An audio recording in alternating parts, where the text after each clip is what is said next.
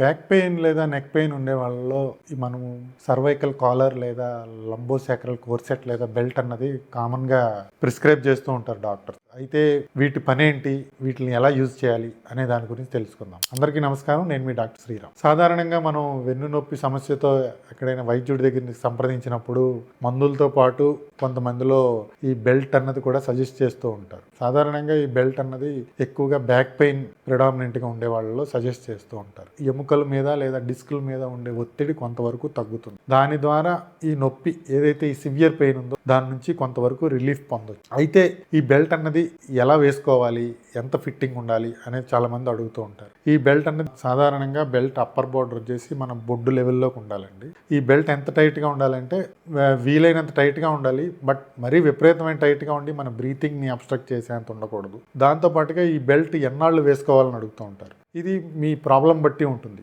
ఇప్పుడు మీరు acute back pain లేదా ఎక్కువ బ్యాక్ పెయిన్తో వైద్యుడి దగ్గరికి వెళ్ళినప్పుడు జనరల్గా 2 to 3 weeks అలా సజెస్ట్ చేస్తూ ఉంటారు. హార్డ్లీ ఒక 1 month డ్యూరేషన్ వరకు సజెస్ట్ చేస్తూ ఉంటారు. ఈ బెల్ట్ ఈ సిచ్యువేషన్లో ఎలా పనిచేస్తుందంటే మనం ముందు అనుకున్నట్టు చుట్టూ ఉండే కండరాలని టైట్ చేయడం ద్వారా ఈ ఎముకలు లేదా డిస్కుల మీద ఉండే ఒత్తిడి తగ్గిస్తాయని, దాని ద్వారా ఈ అక్యూట్ పెయిన్ నుంచి కొంతవరకు రిలీఫ్ పొందొచ్చు. సాధారణంగా ఈ బెల్ట్ అన్నది ఎక్కువ రోజులు వాడకూడదు. ఎక్కువ రోజులు వాడితే ఏమవుతుందంటే ఏవైతే ఈ కండరాలని ఇవి టైట్గా ఉంచుతున్నాయో ఆ కండరాలు అనేవి కొన్నాళ్ళ తర్వాత డీకండిషన్ అయిపోతాయి. అంటే వాటి మీద ఒత్తిడి లేకపోయేసరికి అవి పనిచేయడం మానేసి మన బాడీ వెయిట్ అంతా ఈ బెల్ట్ మీద పెడుతూ ఉంటాం. దానివల్ల ఏమవుతుందంటే లాంగ్ రన్లో ఈ పారాస్పైనల్ మజిల్స్, కోర్ మజిల్స్ అన్ని వీక్ అవుతాయి. సో ఎక్కువ రోజులు ఈ బెల్ట్ వాడడం అన్నది అడ్వైజబుల్ కాదు. అదేవిధంగా కొంతమందిలో ఆపరేషన్స్ అవి అయిన తర్వాత బెల్ట్ సజెస్ట్ చేస్తూ ఉంటారు. ఇది ఏం చేస్తుందంటే ఆపరేషన్స్ అయిన తర్వాత యూజ్ చేసిన వాళ్ళలో కొంతవరకు సపోర్ట్ ఇవ్వడమే కాకుండా రోగికి ఈ స్పైన్లో ఆపరేషన్ అయింది అన్నది పదే పదే గుర్తు చేస్తూ ఉంటుంది. దానివల్ల ఏమవుతుందంటే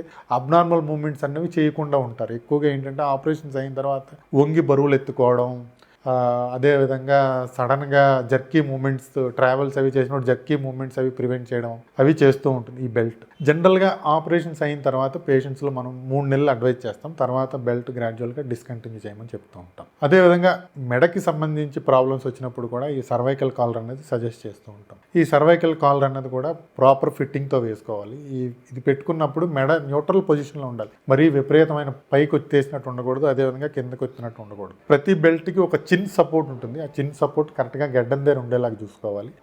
ఆ కాలర్ కూడా కరెక్ట్గా వెల్ ఫిట్టింగ్ ఉండేలాగా చూసుకోవాలి. మరి విపరీతమైన టైట్గా ఉండకూడదు. అదేవిధంగా ఈ కాలర్ కూడా సేమ్ మనం అనుకున్నట్టు ఈ చుట్టూ ఉండే కండరాలకి సపోర్ట్ ఇవ్వడం ద్వారా, అలాగే చిన్ సపోర్ట్ ఇవ్వడం ద్వారా మెడ మీద, డిస్కుల మీద ఉండే ఒత్తిడిని, అలాగే కండరాల మీద ఉండే ఒత్తిడిని తగ్గిస్తూ ఉంటాయి. అదేవిధంగా ఈ బెల్ట్ అన్నది యూజ్ చేయడం కూడా షార్ట్ డ్యూరేషన్ యూజ్ చేసుకుని గ్రాడ్యువల్గా బెల్ట్ నుంచి మనం బయటికి వచ్చేస్తే మంచిది. అదేవిధంగా ఈ బెల్ట్ యూజ్ చేయడంతో పాటు రెగ్యులర్గా ఐసోమెట్రిక్ ఎక్సర్సైజెస్ నెక్ మజిల్స్కి, బ్యాక్ మజిల్స్కి చేయడం అన్నది కూడా ఇంపార్టెంట్. సాధారణంగా ఈ బెల్ట్ కేర్ ఉండేటప్పుడు ఏంటంటే రెగ్యులర్గా క్లీన్ చేసుకోవడం అన్నది ఇంపార్టెంట్.